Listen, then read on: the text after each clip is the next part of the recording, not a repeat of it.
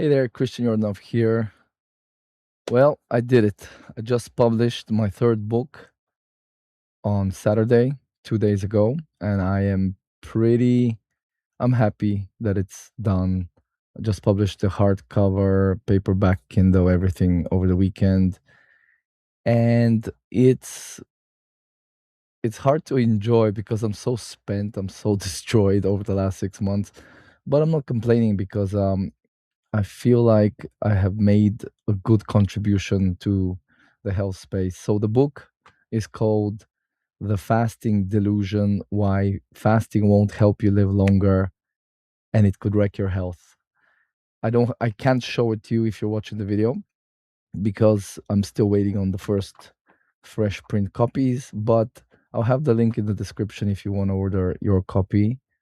I think you will enjoy it.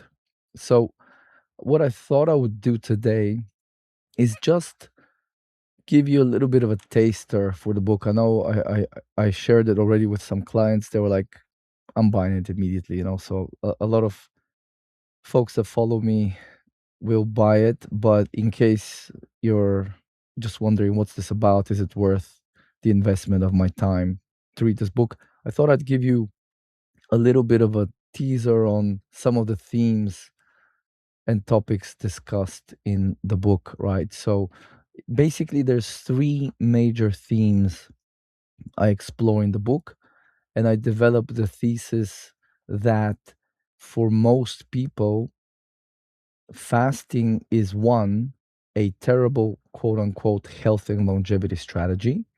Two, fasting is a terrible weight loss strategy. And three, fasting is a terrible strategy to address chronic health problems. So, those are the three major themes that I develop in the book. And I cover, of course, intermittent fasting and prolonged water fasting. So, I cover it from both perspectives. And also, I have a little section on dry fasting because that is kind of it's getting more traction. So, I thought I'd cover that as well because it's pretty insane how dumb that doing dry fasting is. It's just incredibly insane and misguided. So I thought I thought I had to cover it. So of course I did address the elephant in the room. That's very important. So the elephant is in the room is, why do people feel better when they fast? There's so many. You could find thousands of reports online of people that magically started fasting and all these health problems went away. Of course, I discussed that. It's silly how simple it is, right? It's silly. People never, almost never do one thing in isolation. So most of the people that start fasting, they're going to be doing other healthy behaviors, right? And that is the thing that is moving the needle for them. It's not the fasting, right? A lot of people also lose weight that can have a lot of inflammation lowering, blood pressure lowering, various other, glucose tolerance, insulin resistance type stuff can improve. So there's a lot of metabolic benefits that people get when they lose the weight, let's say with an intermittent fasting regimen over a few months. Now, you couple that with cleaning up the diet, which is what a lot of people, because think about it, like you learn about intermittent fasting.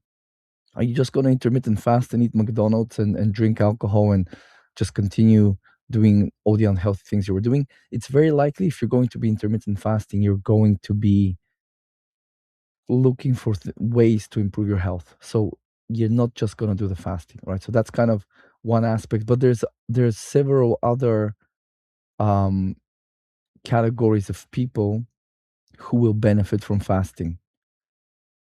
So I covered that. The chapter 3 covers that. Why do people feel benefits with fasting? That's chapter 3.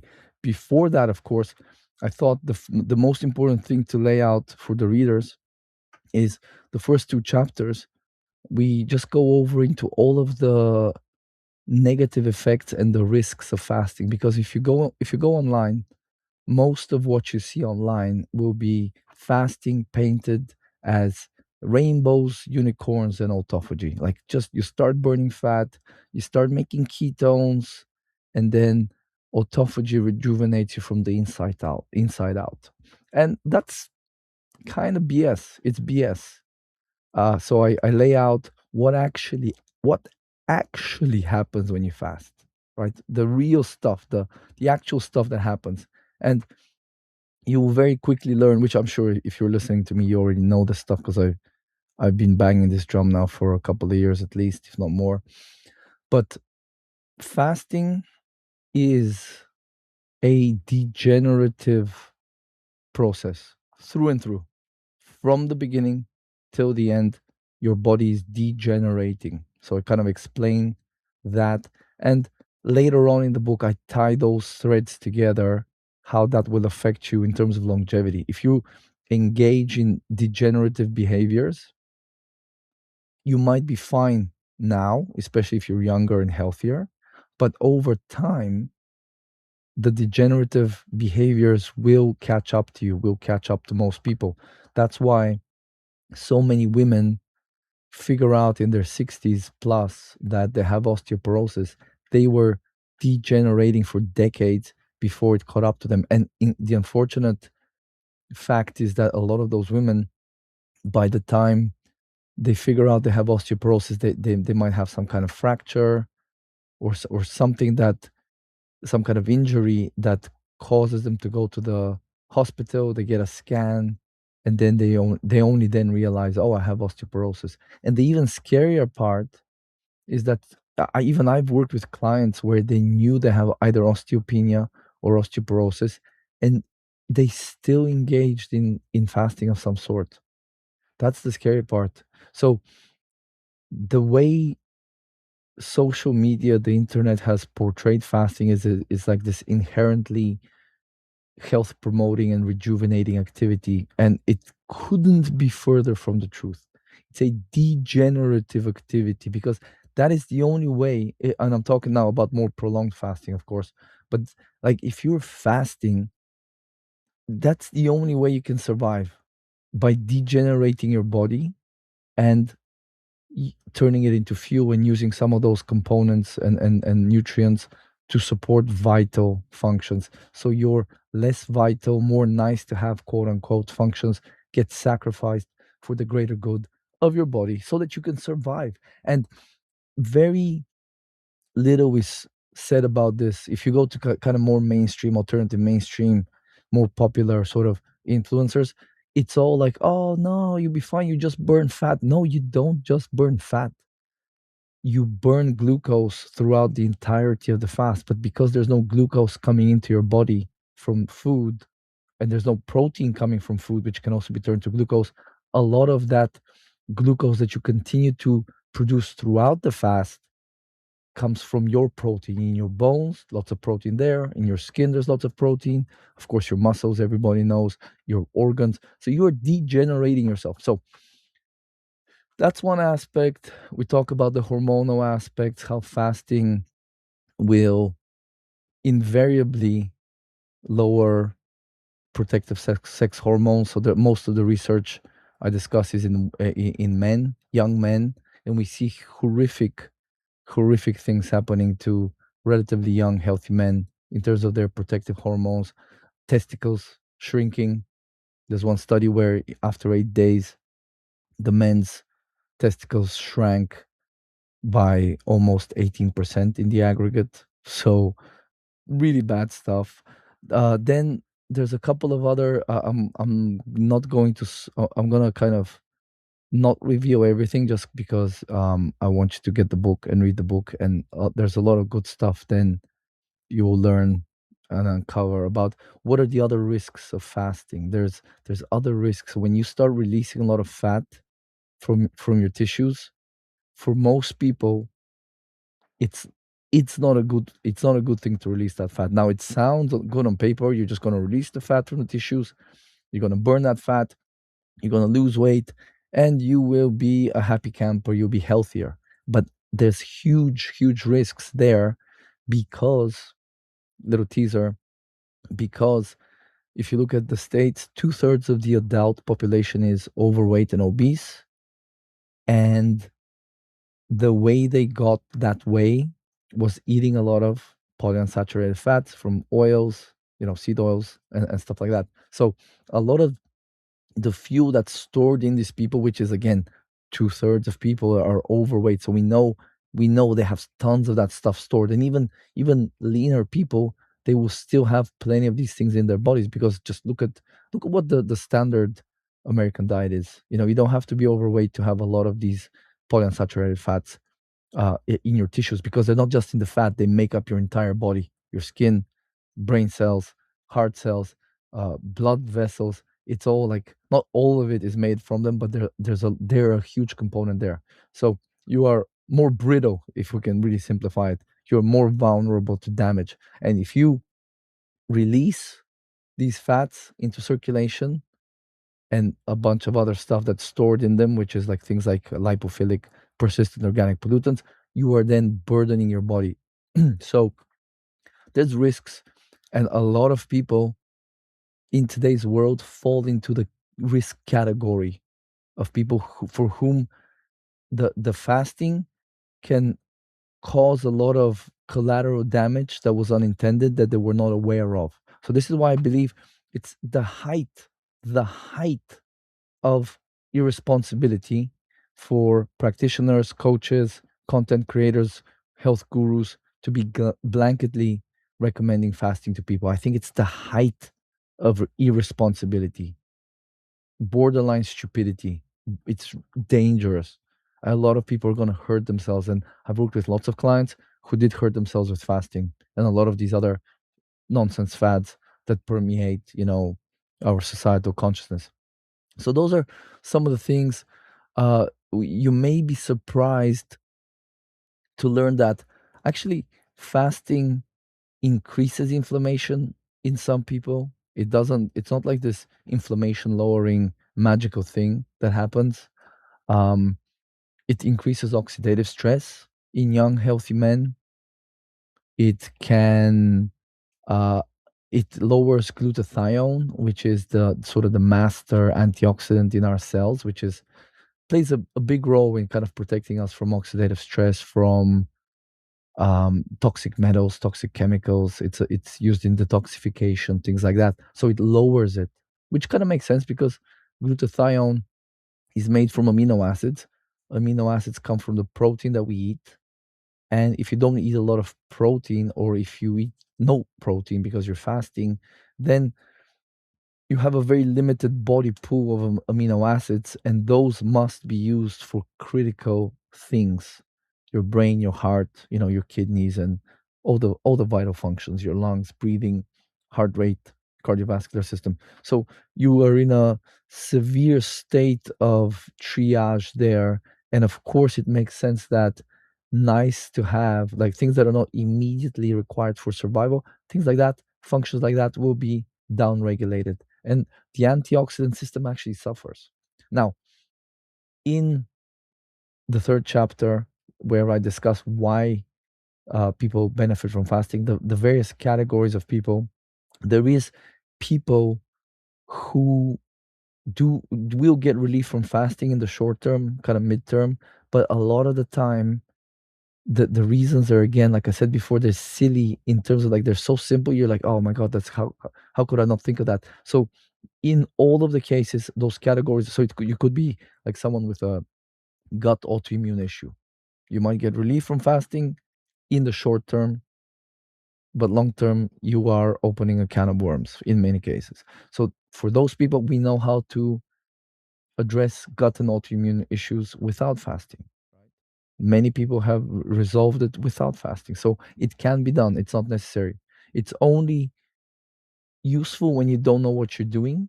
And if all you have is a sledgehammer, it will do the job, but you don't want to use a sledgehammer to put up a painting on the wall. And there's more precise tools for this kind of job, so for the gut autoimmune issues.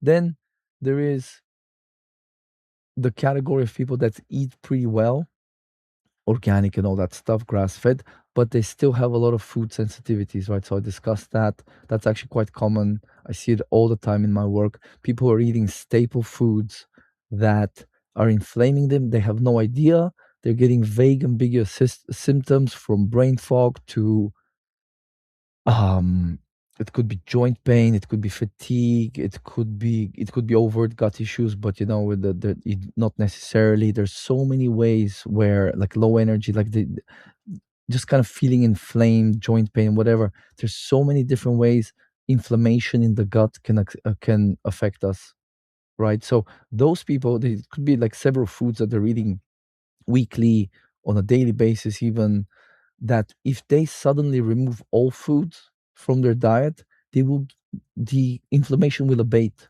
However, again, it's a sledgehammer approach when we have much more precise tools to identify what the foods are that are most triggering to the immune system, remove them, and then allow the person to continue to nourish themselves and get the energy and nutrients they need in order to thrive and heal, whilst again removing the inflammatory trigger. So it's a sledgehammer approach because people just are not aware.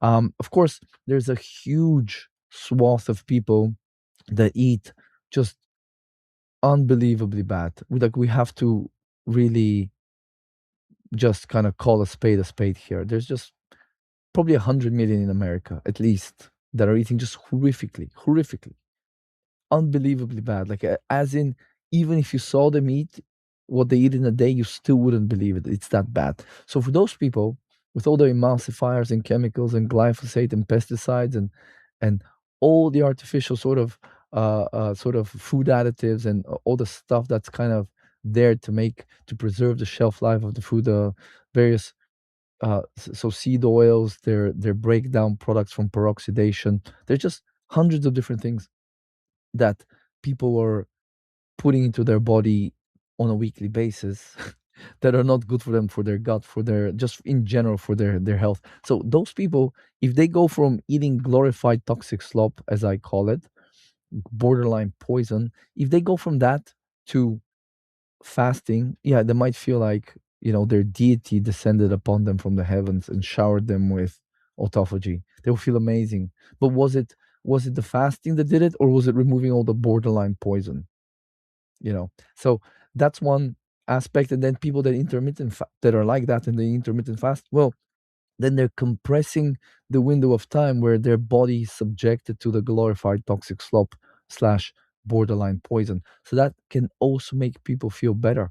But then a lot of those people will engage in other healthy behaviors, and they will also start to kind of clean up the diet. It's like they were like, "Oh, geez, I can't be such a slob. I need to like really figure this out, and I gotta get my act together." And people just tend to start.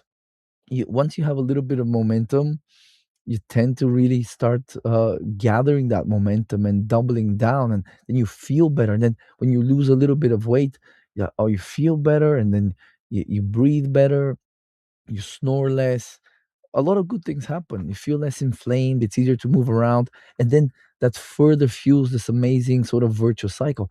Great when it happens, don't get me wrong, but was it the fasting that did it, or was it the other healthy behaviors and the weight loss? Right? That's the thing we have to understand. A lot of people think that fasting was the clincher, the magic bullet, when it was all the other things. And because fasting is inherently a degenerative practice, they got all those benefits that they did in spite of the fasting, not because of it, right? So there's a lot to be said for a lot of those people that, had they just done all the other healthy behaviors, toxic exposure cleanup, sleeping better, maybe they did a gut cleanse, a parasite cleanse, maybe they started buying organic food, cooking their own meals, bringing their food to work, stopping the takeout, stopping like the alcohol and whatever other stuff. Had they just done that, they may have even gotten better results than with the fasting intermingled. There's a lot to be said there. There's no real research on this because, unfortunately, the research is terrible on fasting. And this is something I discussed throughout the book. I read a lot of studies this year on fasting, and I have to be honest with you, like every single day for months on end, I felt like I was losing brain cells because it's just so bad. And it's also such a boring topic to read about glorified starvation, right? But it had to be done.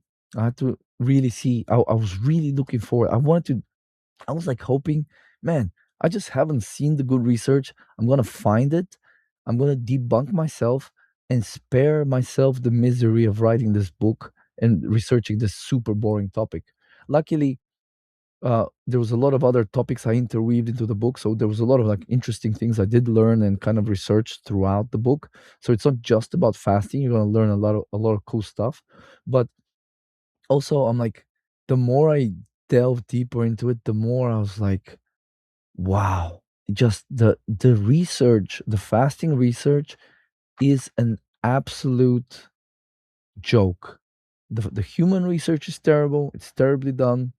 The results are just so lackluster. They're pathetic, pathetic. And then the animal research is, again, it's just worthless, worthless. There's zero applicability to humans, and I mean zero, not a shred. Okay, and so that's the final sort of chapter of the book covers why is the research so terrible, why is it so flawed, why is the animal research just so useless when it comes to how we think about extending human lifespan, human health span. And then I kind of go over like the most glaring flaws of the human research, just so you're aware. It's not, that chapter is not terribly exciting, um but I really wanted to kind of end there for people, because in case someone has the mental fortitude to get there, that chapter is not necessary for you to read to get benefit from the book. But if a person has sort of the interest and the mental fortitude to go over that chapter, they'll be like, oh, okay, so the whole thing is just a house of cards, that is just really, the heavy lifting here is being done by the social media algorithms and just all the ignorant quote unquote health gurus and experts and influencers. They're just so ignorant. I doubt most of those people have any idea about what's going on in the research, what it's found, what are the limitations. I doubt 99% of those people have read much of anything when it comes to fasting research. Um, and the problem is, really, it's the algorithms, because if you go on social media, it's in your face every single day. YouTube, Instagram, and then if you go to the search engines, if you type in longevity practice, what comes up? Well, in fasting, intermittent fasting, it's, when you look at it, they say sort of the party slogan is, fasting and caloric restriction are the most reliable methods to increase lifespan. Now, caveat is, they're talking about organisms in general. They're not talking about humans, because there's no research on humans. There's no long-term studies at all whatsoever that show you fasting will make you live longer, be healthier, prevent disease. There's nothing. No, no, no, no, no, no, no, no, no, nothing. Zero. There's nothing. No research, no human research. The people out there putting their health on the line with fasting of any sort are doing it on the mere belief and the influence, the social media influence. And the algorithms, in my opinion, of course, the algorithms are for sure, again, in my opinion, for legal reasons, uh, the algorithms are for sure programmed to shove this stuff in our face. They want to glorify starvation, because although I have friends that have said, oh, big pharma are suppressing fasting, and the research, they're intentionally messing with the research to show bad results. It's like, no, no, dude, no, no. Big pharma, they're doing really well. Their business is doing really well. Okay, first of all, they don't care if like 1, 2, 3, 4, 5% of the population destroy their health over a longer period of time. You will, if you degenerate your body with fasting, sooner or later, you will end up in their lap, and they will have their arms wide open, ready to poke and prod you and do stuff to you.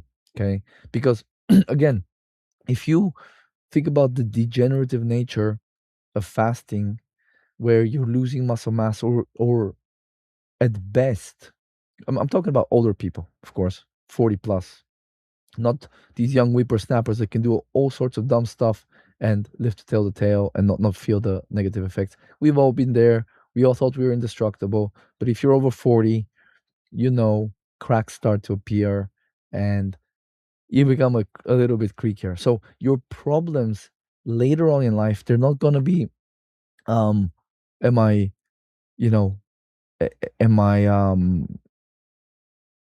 upregulating enough autophagy and things like that? Your problems are going to be when you're quite a bit older. I'm talking, not to insult anyone listening, of course. And I don't mean like when you're 50, but like when you're like 70 plus, your problems will start to be when you're 70, 80, 90. Your problems will be sarcopenia, so loss of muscle mass, strength and function, osteopenia and osteoporosis, loss of bone mass, degenerative things, low protective hormones, sex hormones, things like testosterone in men, progesterone in women, things like that. So your problems will be having a fall, having an injury, becoming debilitated, not being able to like carry your groceries, get out of bed, walk up a flight of stairs.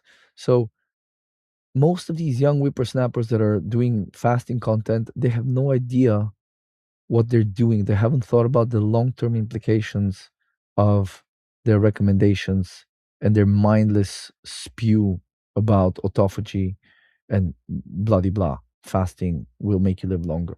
Okay. It's just a complete and utter fairy tale based on the mere belief that it will do that. So when you're like 70, 80, 90, your biggest problems are going to be undernutrition, malnutrition, frailty. So 65, 65% of adults, I think it was over 90, are frail. What you gonna fast? You're gonna tell that person to fast? Of course not, because that is exceedingly stupid. And people know that. However, the disconnect is okay, but those people are 90. And of course it's a different case. But okay, if you're 40 now and you're fasting for the next 40 years, are the chances of you becoming sarcopenic or osteoporotic or frail, losing muscle mass, strength and function, are you increasing your chances of those things happening or are you preventing it? Of course, you're increasing the chances because you're not eating, you're degenerating either for 18 hours a day, 16 hours a day, or for multiple days at a time. And at that age, like or even earlier, when you're 50, 60, 70, it's so difficult. It's difficult just to maintain your muscle and bone, okay, to begin with. But if you want to build bone or muscle, it's so difficult, right? It's so difficult that if you do 1 week fasts every year, you could lose months worth of hard work in terms of accruing lean mass, bone mass, right? So we know that older people are a little bit more, sensitive to these things, are a bit more fragile, we could say, a lot of them. So we shouldn't do that to them. But somehow the disconnect is there where these people that are like 30, 20, 30, 40, that are still very healthy and vital, they think that fasting will help them get to that age. So there's a huge disconnect. Fasting will help you live longer, but when you extend your life with fasting and you're 80, 90 plus, you can't fast because it will kill you or it will destroy your health. So like, how is it a longevity strategy if you can't do it when you're old? That's not a longevity strategy. Like, I think people are very confused. And again, it's a lot of it is because there's just so much, like we're so easily influenced when there's the stuff getting pumped through any sort of device, any social media, any website you're on. If you're constantly getting sort of influenced this way with new fads and new stuff, well, you're gonna start believing it. Because as Goebbels said, chief propagandist of the Nazis, he said, if you repeat a lie often enough, people will believe it, and eventually you will believe it yourself. So I think a lot of these people, they actually believe the stuff. They believe the stuff because again, the algorithms it's been in our face. Since I'm kind of neck deep in the health space since 2018, it's been at the forefront, the fasting stuff. And it's only gotten bigger since then. It was already huge back then. It was already all the rage. So we're talking now about 9 years. Um, so it's understandable why people have been hoodwinked and bamboozled. I completely understand it because I was one of them back in 2018. Luckily, by 2019, I had stopped fasting, and my wife as well. Um, just luckily, I found better sources of information. But again, it's people are not thinking about the long term implications of their decisions a lot of the time, and this is probably the worst thing because again, if you use fasting in the interim, like let's say in the short term, midterm, and you get some relief, it sort of creates this halo effect around fasting. You're like, oh, this thing must be really good because I felt really good. But again, that could be that the other healthy behaviors you're doing could be some of the weight loss, could be the cleaning up the diet, it could be just being more health conscious. There's so many things that come part and parcel with being more health conscious, from again buying organic food, reducing toxins, buying better cosmetics, buying cleaning products, reducing the plastics that you use. I mean, taking supplements. There's so many things a person will do, getting blue blockers, just a ton of stuff that will have in the aggregate a lot of benefits to their health. So they kind of that's the boring stuff though. So they don't really it's not noteworthy, so they don't really think about that the fundamentals there are what are driving the progress that they've achieved in terms of their health. So they ascribe wrongly the fasting, or it could be someone switching from standard American diet to vegan or keto or carnivore. Anything is better than the Western diet, especially the North American diet. So if you switch from that to anything, be it fruitarian, again, be it the snake diet, the rice diet, there's a million diets, right? Anything is better than that. So if you wrongly ascribe that the new diet caused all your improvements, you're kind of screwed because you might do that diet for too long and hurt yourself. That's why so many vegans have done that, hurt themselves. That's why so many keto people drive their health into the ground. And similarly, so many carnivores, especially folks that are a little bit less resilient as they get older, they become more vulnerable and sensitive to these things. So it's just the same with fasting. We ascribe going from pre-rough lifestyle.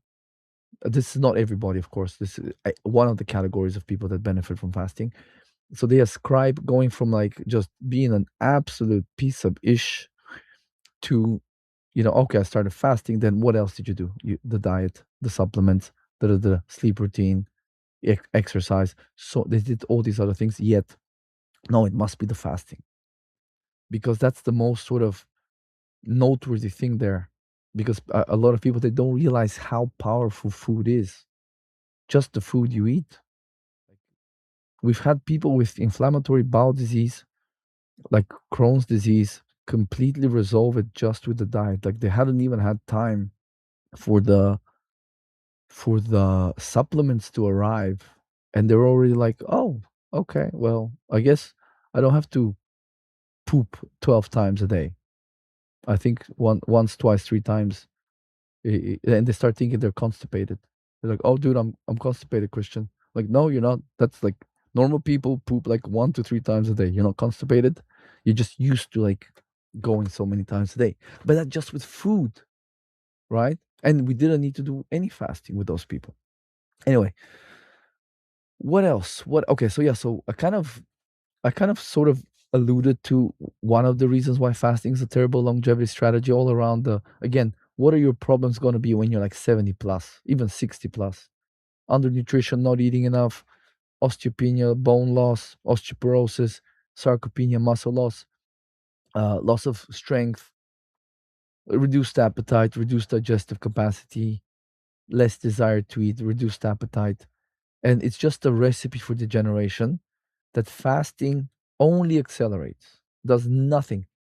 Um, before the that chapter, I actually have a sort of like a crowbarred another chapter which is all about like what causes accelerated aging and disease. If you've read How to Actually Live Longer, Volume One, a lot of that stuff is there, but there was other nuances I added in the Fasting Delusion book. So just kind of gives you an idea like the foundations for the final three themes that we develop in the book after all the other contexts we've laid out. So again, why fasting is a terrible longevity strategy, why fasting is a terrible weight loss strategy, and why fasting is a terrible strategy to address chronic health problems. And it's when you when you read that, you'll be like, oh, okay, I see where this guy's coming from. I think the people that are incredulous now, I know again, maybe you, not you, a lot of my listeners already kind of know this stuff.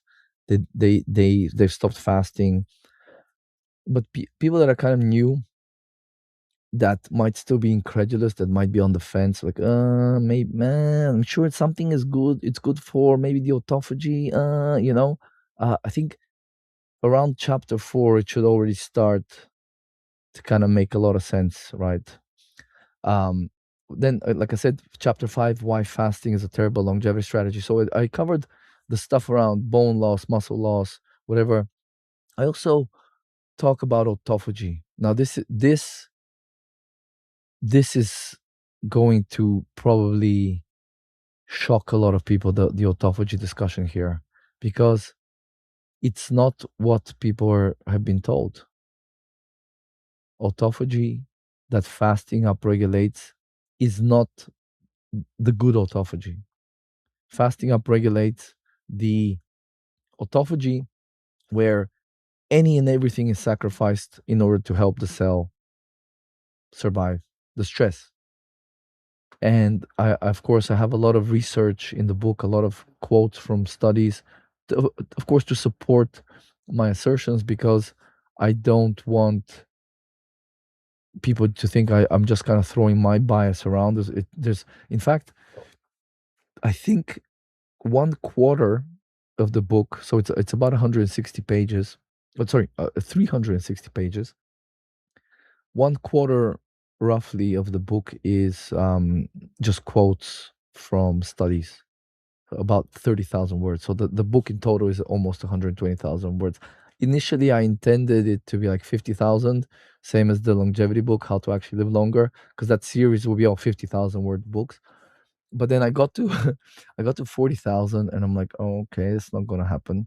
So I have a manuscript target in my writing software. I think I extended it to like 70,000. I got to like 60,000. I'm like, okay, it's not this is I'm nowhere near done here.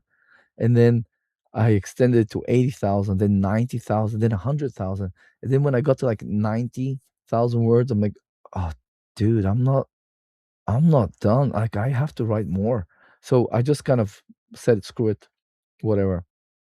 It will grow to as much as it grows.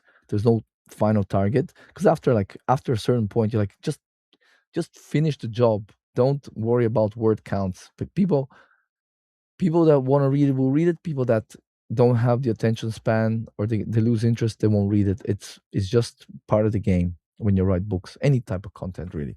If you go long, you will lose a lot of people.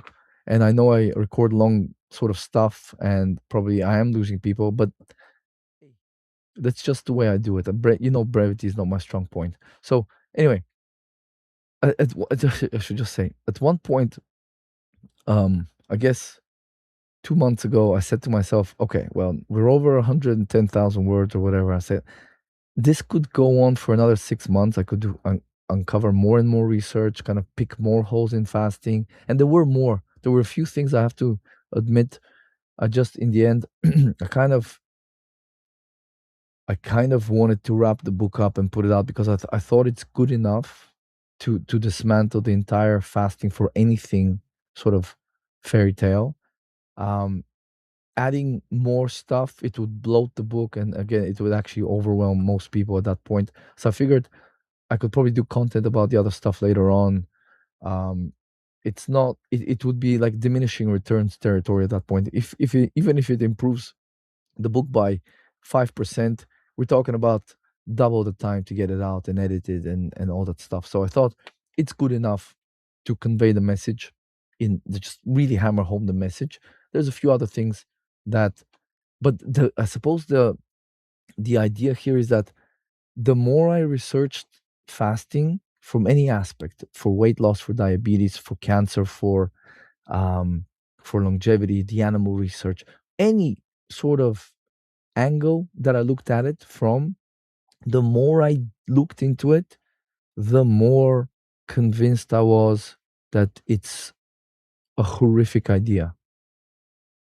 Just at this point, I'm ready to debate anybody. I don't care who they are. I'm ready to debate anybody because I've looked into it again for months, like 6 7 months. I've mostly only been working on this, and of course with my clients, that's kind of been pretty much everything I've done. I've not really had the energy and the time to do content for that reason. I haven't read anything other than Charlie Robinson's book that I edited. I read that like 3 times while I was helping him edit it. I haven't read anything other than research, and I tell you, knowing what I know now, like it's the entire thing is a farce. The whole fasting for health thing is a farce. There's not a single disease has been shown to be cured, and all we have is like disparate case studies in the wild, as it were, where people had miraculous results. But again, those people, did they just use fasting? Who with end stage cancer or Lyme's disease or just some horrific autoimmune condition, who can say that they tried nothing before they tried fasting? A lot of those people, they did the fasting, but they did a bunch of other stuff, enemas and colonics and parasite cleanses and the food, and they did supplements, probably dozens of stuff. So they've done so many things. So was it the fasting that did it? Because if you take a person like that miraculously healed themselves, uh, and then you take a person with the exact same sort of disease condition, whatever, let's say cancer or Lyme's disease, is it reliably reproducible? Would that second person heal themselves if they just fast for 2 weeks? Well, they could die. They could actually worsen their condition. They could put their life in danger because again, it wasn't just the fasting that the other person that healed themselves did. They did a bunch of other stuff, a bunch of other healthy behaviors, working on past traumas, getting out of toxic relationships. The list is almost endless. There's so many things like reducing toxic exposures. I mean, there's just so many things people do to heal themselves.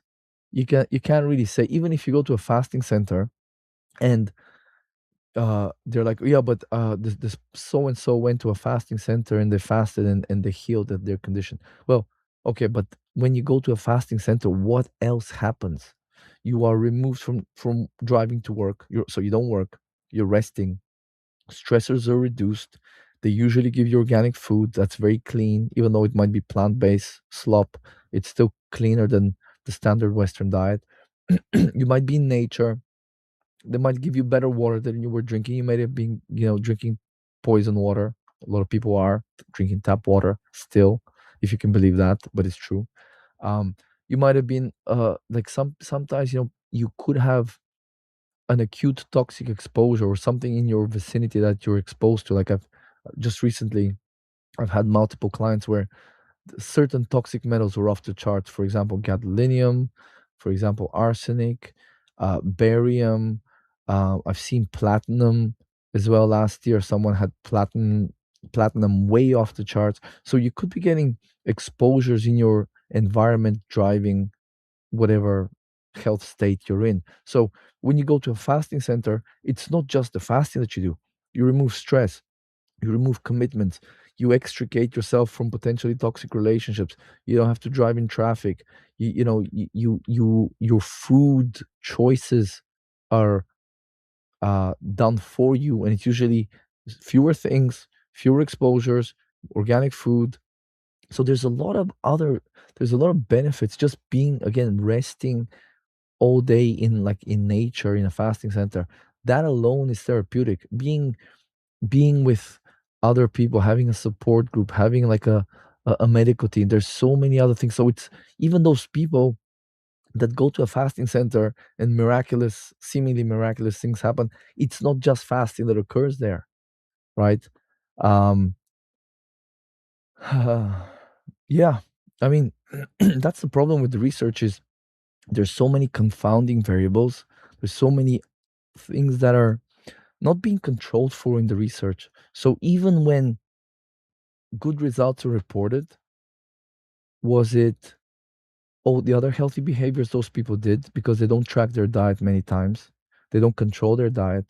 Was it the weight loss? In many cases, when people lose weight, inflammation improves, blood pressure improves, a bunch of, quote unquote, cardiometabolic markers improve. So we know that weight loss through any means causes those benefits. So if you do intermittent fasting and you lose weight, was it the fasting that did it?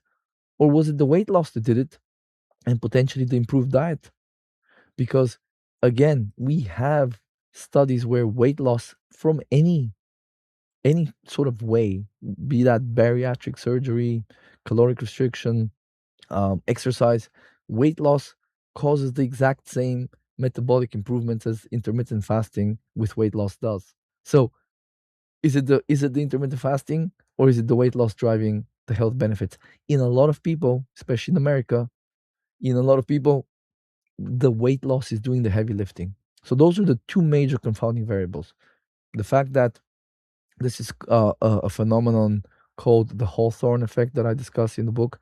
But the Hawthorne effect is basically if someone knows they're in a study and they know they're being observed, they change their behavior.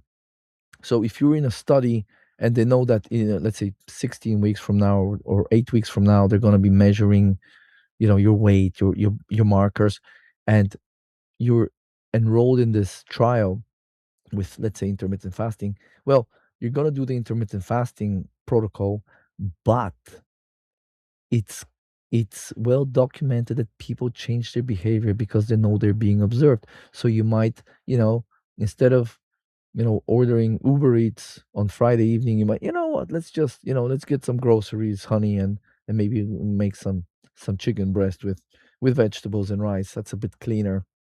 So people change their behavior.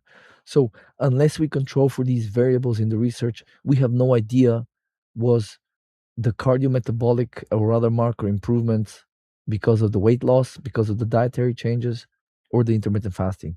What we really need right now is um, for people, for researchers to do research with intermittent fasting, where there is no change in the calories that people consume. So you need a control group. Let's say, just pretend they that group they need 2,500 calories to maintain their weight. Okay, so they eat that, and that's the control group. They don't fast.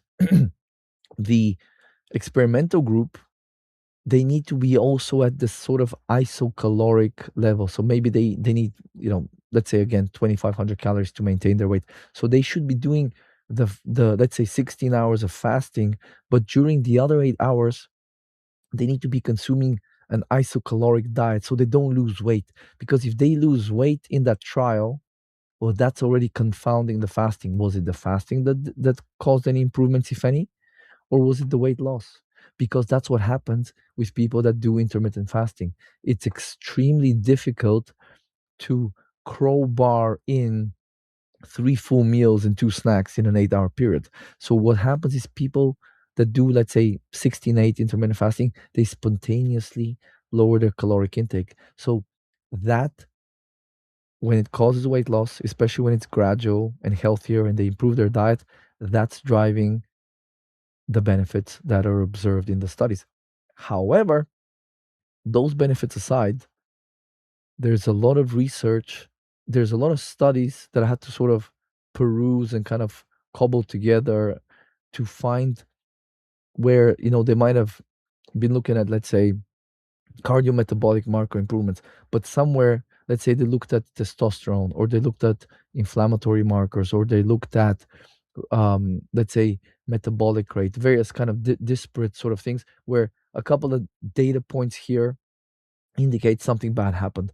So what I did is over the first couple of chapters, I just kind of did a large sort of sweep of the research to find the concerning data points and aggregate them together. Because in in the fasting research, the problem is they look at very few markers. A lot of them are stupid and useless, like cardio, oh, your glucose and your insulin. I'm not saying they're useless, but they're useless to say that a person truly got healthier. Yeah, okay, their glucose control improved a little bit, but that could have been because of the weight loss. So, but when you look at hormones, when you look at oxidative stress, inflammation, a bunch of other stuff, if you look at things like leptin, ghrelin, satiety, and hunger hormones, if you look at it from sort of multiple data points, there's a lot of concerning things that happen with fasting. The problem is that we don't have incentive for these researchers to look at solely the negative effects. Nobody out there, unfortunately, is doing research that are only looking to document the negative effects on health of fasting. And that's a big problem. That's a huge problem because it's it's popular, it's trendy, and that makes that makes it attractive to researchers. Because if you do, let's say, pretend you're a researcher and you're interested in weight loss, we know even fasting researchers um, admit themselves in some of their papers that just plain old boring vanilla caloric restriction works better than intermittent fasting in the long term, is more sustainable, with more sustainable results than intermittent fasting. At least so far, that's kind of uh, pretty evident. But if you're one of those researchers that you're just kind of doing caloric restriction studies and you're interested in weight loss and helping people kind of achieve that and improve their health, well, if over the last 10 years, people that call the shots in terms of funding, if they're more interested in intermittent fasting, well, you're going to pivot very likely to intermittent fasting for your weight loss research because it's it's the hot it's the hot trendy thing. So higher likelihood, A, that you'll get funding, and B, that journals we want to publish your research. And it's an unfortunate game that these researchers have to play. So they're kind of, their hands are tied, and it's kind of a little bit like a popularity contest. If you can like get a lot of papers out and build a body of work that your name is on, well, it opens doors for you. So the incentive is to study the hot trendy thing, even though already there's so many red flags that it's I mean, it's a degenerative practice. You are literally running on stress hormones that degenerate your body in order to help you survive and function during this, whether it's a 3-day fast, a 7-day fast, or an 18-hour fast. You are running on stress hormones. That's what's propping you up. And unfortunately, when at the end of the day, these researchers, they have families to feed and careers to progress. So they're just doing what's it's the same with the content creators. They're just kind of like, okay, this is telling you, this is how it works. You look, when you're building a content strategy, you're looking at, okay, what are people searching for? What's popular on YouTube? What's popular? What hashtags are popular? That used to be a thing. And you're like, okay, well, people are interested in fasting, intermittent fasting. Okay, let me go find some studies and I'll talk about them. And that's how it that's how this thing sort of self perpetuates. It becomes this sort of monster that just feeds on itself and gets bigger and bigger and bigger. And that's been the case with a lot of things over the years. So anyway, so I discuss why autophagy, the type of autophagy that fasting upregulates, is not the one you want to upregulate, and how it's actually just basically it's basically it's basically destroying parts of your cells that are perfectly functional, that type of autophagy. Okay, so that's important to kind of grasp. Then why fasting is a terrible weight loss strategy. Really, here I just kind of discuss a lot of the contributors to overweight and its complications, other than the standard, oh, you don't move enough, you don't exercise enough, and you eat too much. There's other things going on. So when someone is overweight, they didn't get there just by virtue of eating too much and moving too little. There's novel modern issues going on, and then when a person gets there, it's not like they just have a bunch of fat that once they lose it, they'll be fine. The overweight state inherently comes part and parcel with other things going on. So inflammation could be endotoxin, there could be stress, there could be hypothyroidism, there could be obesogenic chemical exposure, high PUFA intake. So it's not just a matter of losing the weight and you'll be fine. If you're overweight, you have a lot of potentially other health imbalances. So the problem with just using fasting to lose the weight is you're opening a can of worms. You're actually kind of digging yourself into the proverbial metabolic corner in many cases. And you could create, yeah, you could get some weight loss, but you could be creating worse outcomes for yourself in the mid to long term, especially the long term. And then we also discuss um, how fasting can actually compromise a person's weight loss efforts. We look at some of the research on fasting, and you see how poor the long term results are in terms of fasting for weight loss. Right? You see that it's kind of horrifically bad.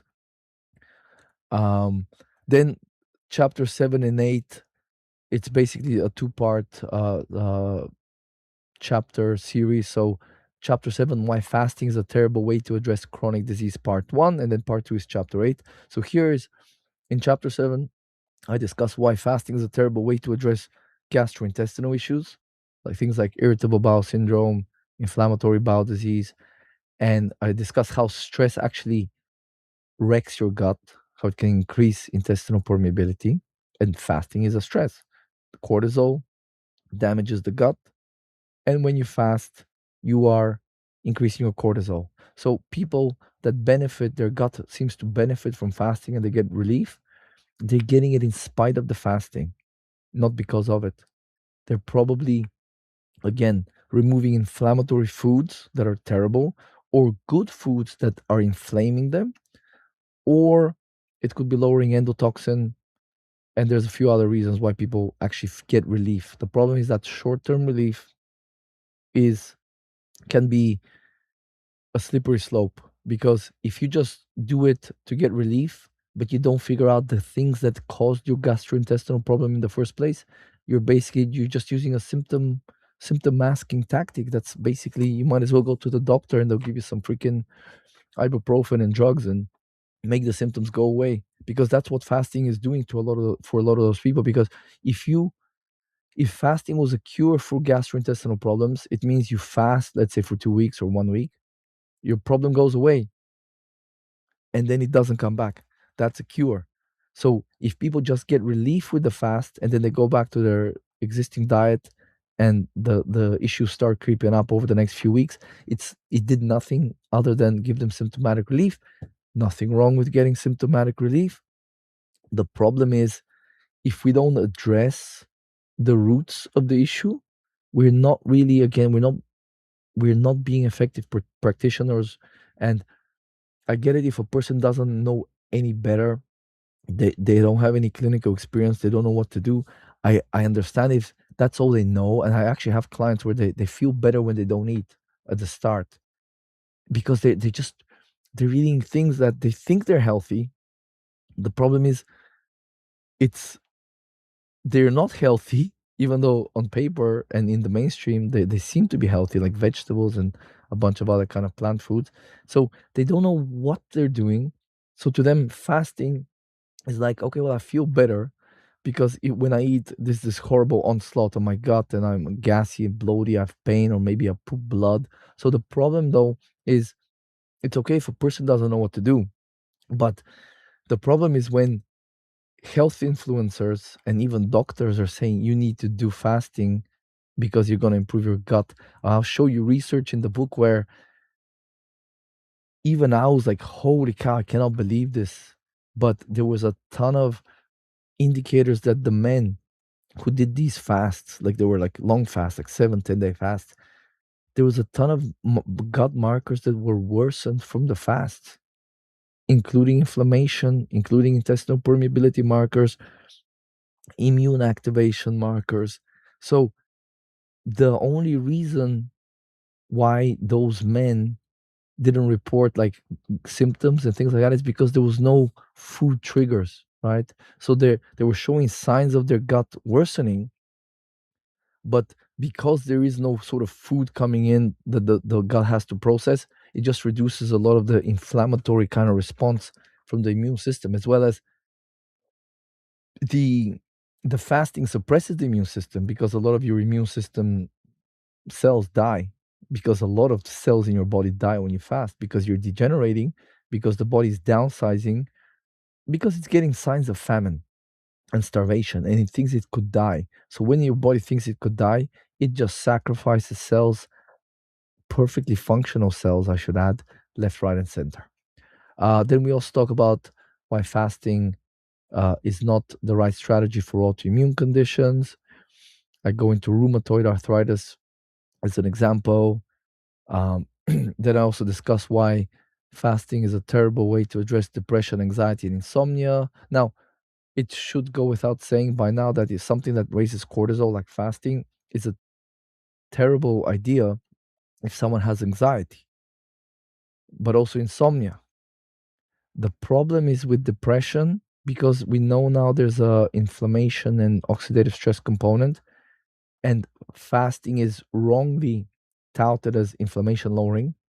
A lot of people will be duped into thinking that the fasting can help their depression, and if anything, it will worsen it because there is various different animal models they use to induce depression in lab rats and stuff, and one of them is starving the animal.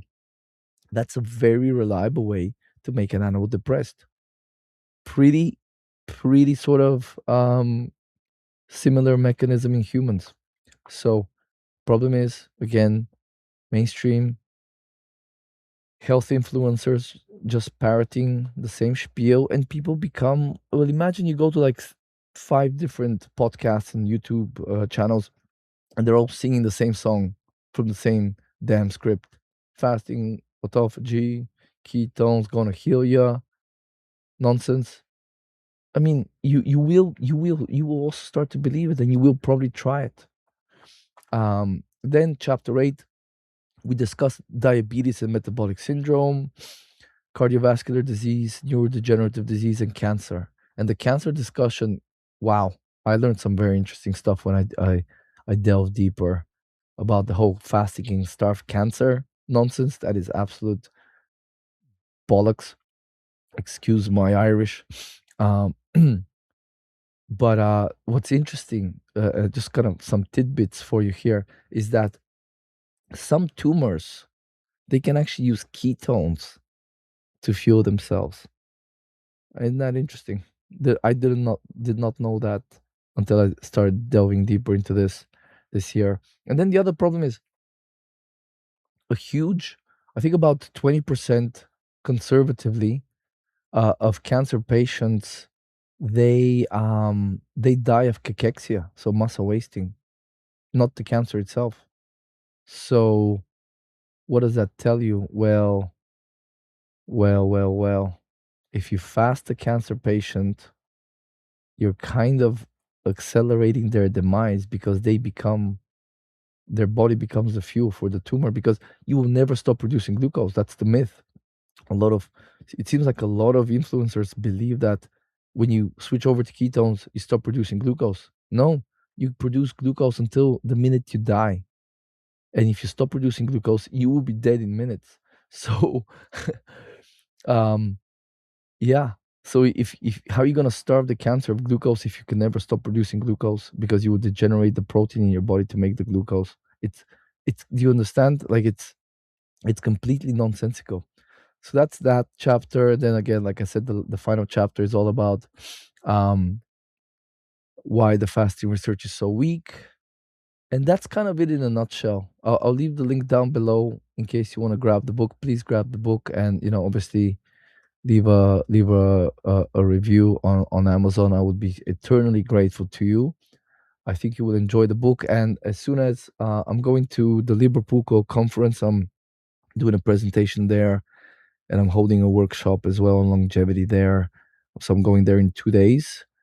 I'll be there for about 6 days. So next week when I come back, I'm going to start prepping to record the audiobook. I'm hoping to get the audiobook recorded, edited, and published, hopefully before the end of September, hopefully earlier, but end of September, I'll be happy to get it done because it's my first audiobook. So I'm very I don't mind like blabbering here on the podcast, as you know, but when it's an audiobook, you have to really, it has to like, just the standards for audiobooks right now are so high because there's so many amazing narrators, and you kind of have to put a bit of effort. So I'm have a little bit of anxiety about that because um I would probably like record and be like, oh, that sucked, let me record, and it's going to turn into this humongous recording with like multiple takes for certain sentences, so then the editing will be a nightmare. And I'm kind of like dreading it a little bit, but on the other hand, I'm also excited because first, yeah, I love doing new stuff and learning new stuff, and any excuse to buy new gear and plugins and software and learn new things. So I'm kind of excited, but I'm also a little bit anxious. But I think it'll be fun, and I think people will probably enjoy it because there's a lot of the I don't I don't want you to think this book is super dry. I've done my best to add some humor and sarcasm to kind of keep it light, kind of take away a little bit from the give you a pause from the more technical pieces. So I think you will enjoy it, and I think if I record the audio book myself, nobody nobody kind of knows this the way I want things to sound. And all the like little sarcastic little comments, like it will be difficult. It will be difficult for someone to emulate my level of sort of sarcasm and whatever. So I think I know a lot of my clients will enjoy it. So I think it would be nice to do that. I'm looking forward to that. Please say a prayer for me that it doesn't drive me to jump out of the window because after my wife convinced me to do it. And I'm like, oh man, like after like more than half a year of this ordeal, and I gotta go through another month of another ordeal, and it's a new ordeal that I've never done before. But on the other hand, after a 6 month ordeal, what's another month? It's what is that, like 15, 7, 16, 17, 18%? Who cares? It's all good. So I'm looking forward to that. It should be fun, and then it will probably give me momentum then to record the How to Actually Live Longer book, audiobook as well. And I'm also hoping to have volume 2 of How to Actually Live Longer out next January. I actually had started it last winter. I had started volume 2 of How to Actually Live Longer. So I've done a lot of the research there. I know exactly the themes I want to cover. The problem is when I went to Acapulco in February, there was so much, I don't want to say backlash, but there was so much skepticism when I started telling people fasting is not good for them. And these are people that are very open minded to these things. So I'm like, holy cow.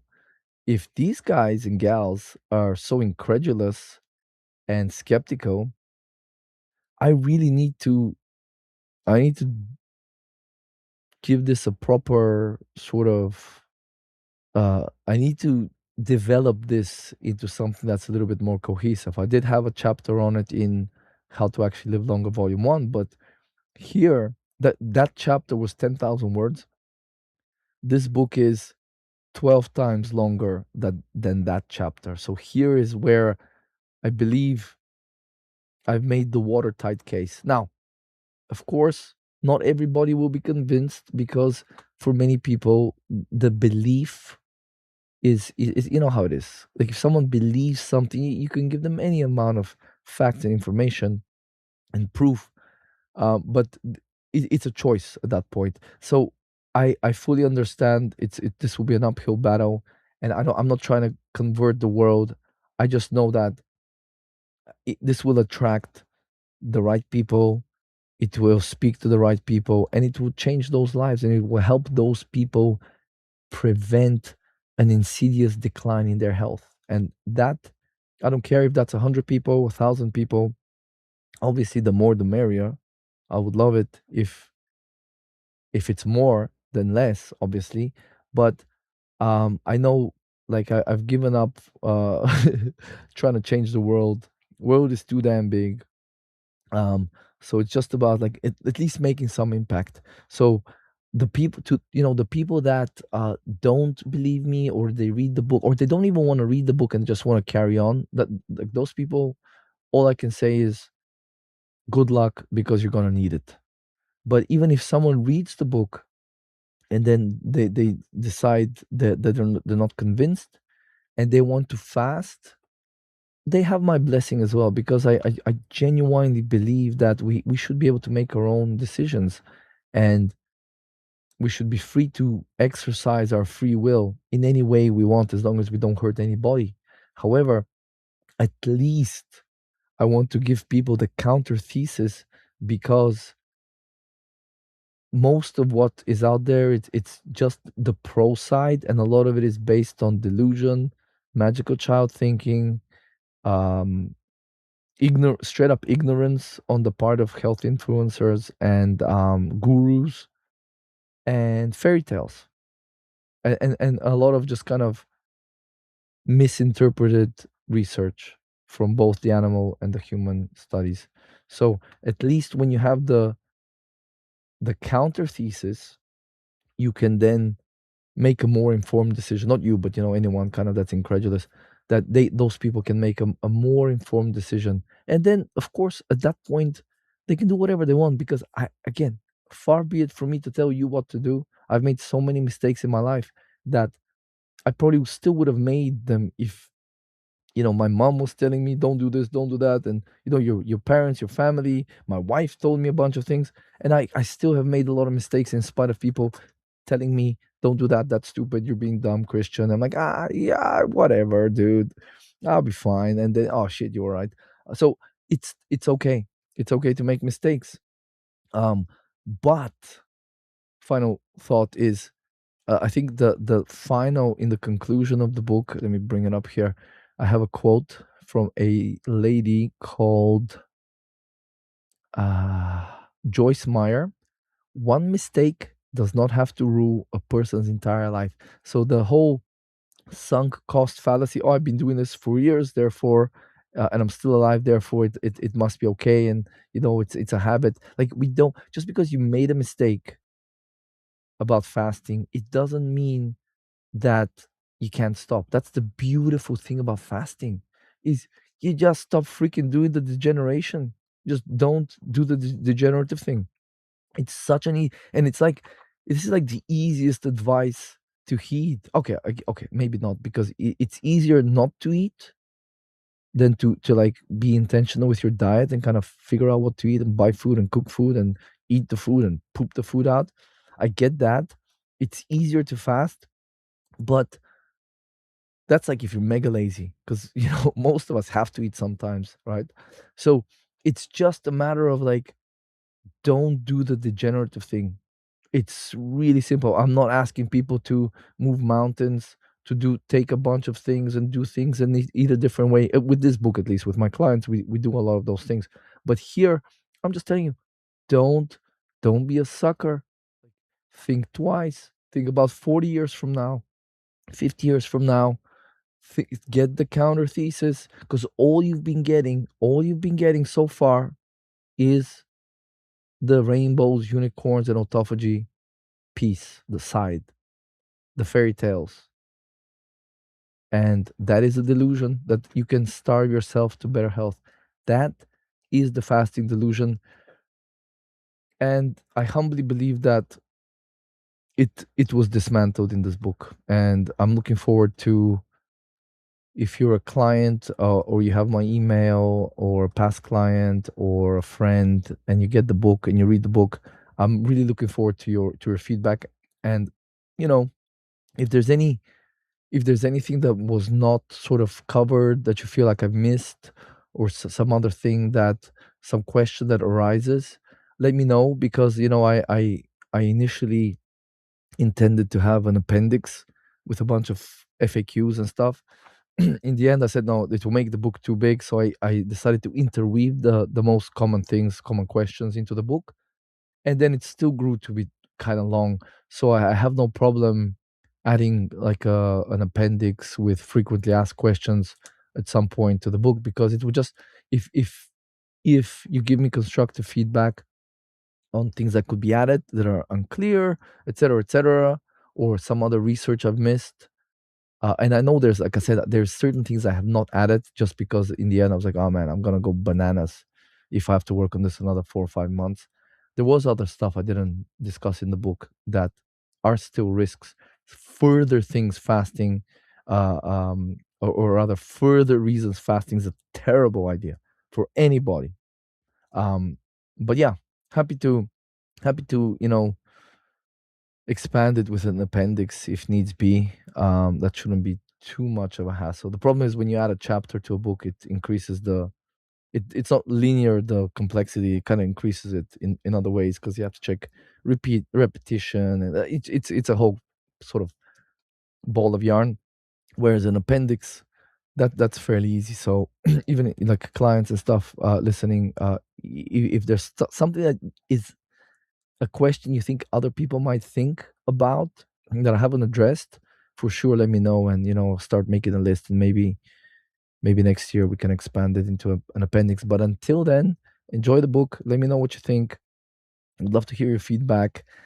Get the book and review the book on the Amazon, please. You have no idea how valuable that is, how much I appreciate that.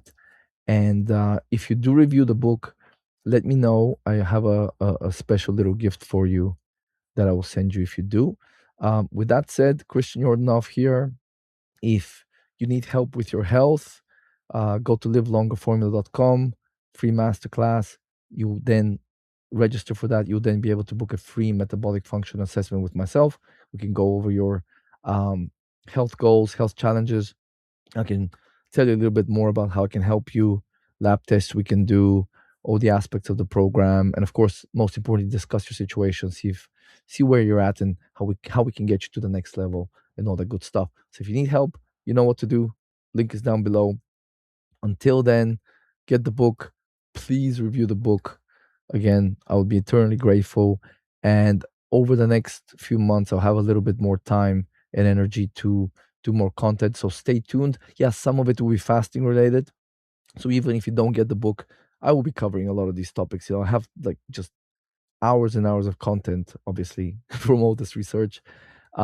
But I will be doing content on other stuff because, like I said, I have a lot of the How to Actually Live Longer Volume 2 research done. It's a lot of amazing tidbits there that some of them will blow your mind. So over time, I'm going to start peppering that more into the podcast. So if you haven't subscribed, subscribe, all that good stuff. If you're on YouTube, the podcast is there. If you're on the podcast, I will have different stuff on the YouTube channel over time with more visuals. So subscribe there, click all the things. You know how it is with modern day wrap ups of these things.